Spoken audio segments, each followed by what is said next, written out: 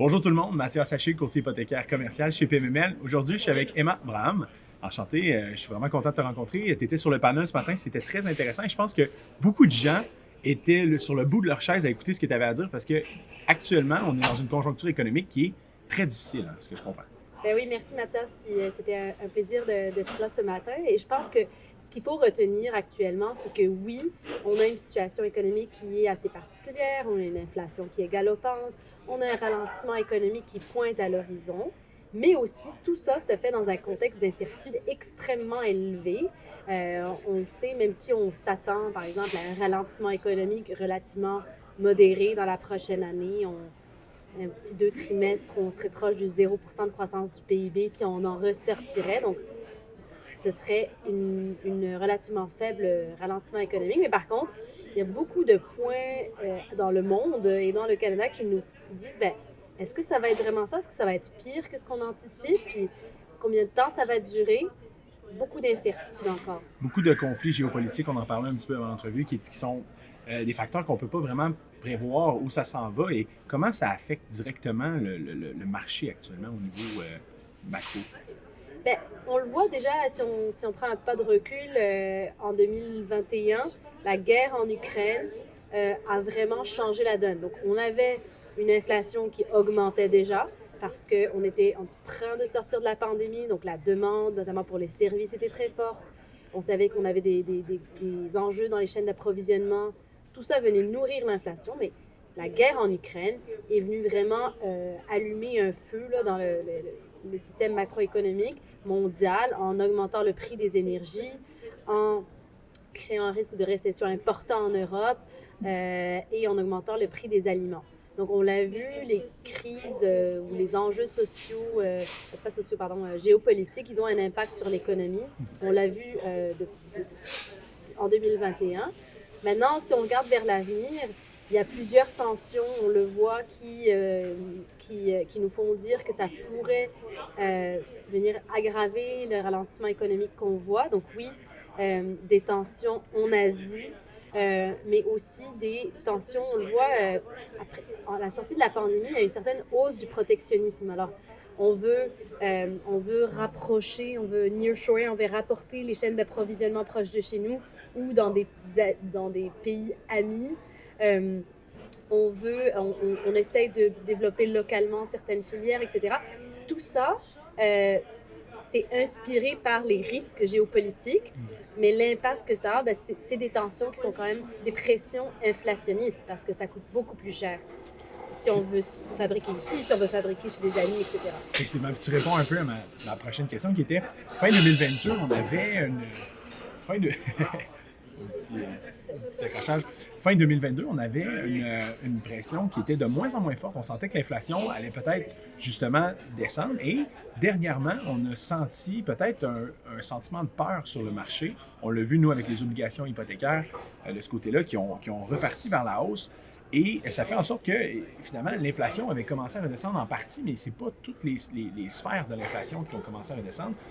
Explique-moi un petit peu pourquoi, ben là tu viens de m'expliquer un petit peu la partie géopolitique et tout ça, mais explique-moi pourquoi, là, présentement, en début 2023, puis là, la capsule était temporelle, mais en début 2023, comme ça, on sent une inquiétude beaucoup plus grande par rapport à l'inflation qu'il y avait en fin 2022, qu'on sentait qu'on allait peut-être s'en sortir, tu sais. Bien, les chiffres nous montrent qu'il y a quand même un ralentissement de l'inflation. On voit, les chiffres sont sortis hier, je pense 5,9% au Canada. Ouais. Donc, on a quand même un ralentissement de la hausse du coût de la vie. Il y a un effet de base, certainement, parce que l'année dernière, on était quand même avec des prix très, très élevés. Donc, il y a un effet de base, mais il y a un effet aussi qu'il y a certaines tensions qui sont en train, peut-être l'effet aussi des taux directeurs de la politique monétaire qui commence à se faire sentir d'une part, mais on l'a vu aussi, il y a d'autres éléments, peut-être le coût des énergies, la crise qu'on anticipait en Europe pour cet hiver n'a pas eu lieu, donc le coût des énergies a augmenté peut-être un peu moins rapidement que ce qu'on anticipait. Ce qu'il faut retenir, je pense, c'est que l'inflation, elle a plusieurs causes. On en parlait ce matin, là, il y a des causes qui sont très temporaires, qui sont vraiment reliées à la sortie de la pandémie. Mais ce que la plupart des économistes retiennent aujourd'hui, c'est qu'il y a des pressions inflationnistes qui sont de long terme. Et ça, ce que ça veut dire, c'est que oui, on réussira à revenir à la fourchette attendue par la Banque du Canada grâce à des taux d'intérêt plus élevés.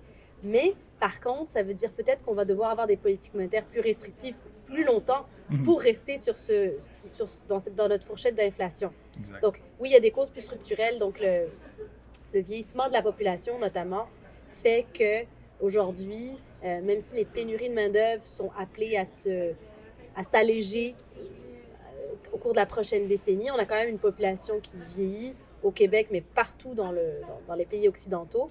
Et donc, la rareté de main-d'œuvre, elle est là pour perdurer. Ça vient faire la pression sur les coûts. On a des pressions aussi qui sont liées, justement, comme on l'avait dit, à la hausse du protectionnisme. Si c'est là pour rester, bien, ça veut dire que les coûts vont continuer à être élevés. Puis la dernière chose, c'est aussi tout ce qui est la transition énergétique qui est amorcée un petit peu partout. C'est aussi quelque chose qui peut augmenter les coûts parce que il faut investir massivement dans des nouvelles technologies. Exact. Il faut réduire notre impact environnemental.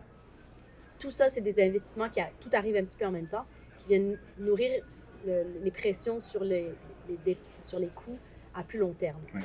Et pour terminer, la prévision, parce que la plupart des gens qui vont écouter cette capsule sont investisseurs immobiliers.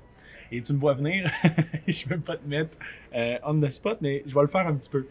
Emma, qu'est-ce qui va se passer en 2023? Est-ce qu'on va avoir une hausse au niveau du taux directeur?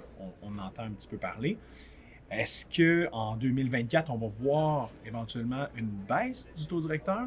Qu'est-ce que toi, tu en penses? Puis vraiment, je ne veux pas savoir ce que tes collègues pensent, je veux savoir, toi, qu'est-ce que tu en penses personnellement? C'est difficile de voir. Nous, à l'Institut du Québec, on est des grands lecteurs. Donc, oui. Ce que je fais, c'est qu'on essaye de packager tout ce qui se dit puis d'en faire du sens. Je comprends. Alors, une des choses qu'on voit, c'est que, oui, la Banque du Canada a signalé une pause dans la hausse des taux d'intérêt, des taux directeurs. Je pense que l'idée, c'est d'attendre de voir l'effet maximal des hausses qui ont déjà été faites. On n'a pas encore vu l'ensemble des effets des hausses qui ont déjà été faites. Donc, effectivement, une pause, ça permet de voir qu'est-ce qu'il en est. Exact. Après, le consensus, justement, des économistes est quand même que les taux directeurs resteraient au-dessus de 4 % pour la prochaine année avant de diminuer. Mais quelque chose qui commence à faire consensus aussi, c'est qu'on ne reviendra pas en territoire facilitant de sitôt. Alors, les taux, même s'ils vont commencer à baisser, on verra peut-être plus du 0,5 % comme on l'a vu au cours de la dernière décennie. Je comprends. Mais aux États-Unis, ils parlent un petit peu justement peut-être une future hausse. Donc, c'est ça. C'était ma question par rapport au Canada, à savoir parce qu'on le sait, nos voisins nous influencent énormément sur cette ligne directrice-là. Et je voulais savoir ça de ce côté-là. Mais c'est super. Fait que, donc, ta prévision, pour résumer, fin 2023, statu quo, ça risque de ne pas bouger. On va voir au niveau comment la réaction du marché va s'effectuer. Parce qu'on le sait que l'augmentation des taux réagit 6 mois après. Donc là, on n'a pas encore vécu à la fin. Et pour 2023, à ton avis, 2024, excuse-moi. 2024 et même à la fin 2023, on espère voir un début de ralentissement, de baisse de taux directeur qui viendrait soulager aussi un peu les investisseurs par rapport au coût de financement. Emma, un gros merci. Ça fait plaisir. Donc, merci d'avoir été là. Puis à une prochaine capsule. Merci. Super.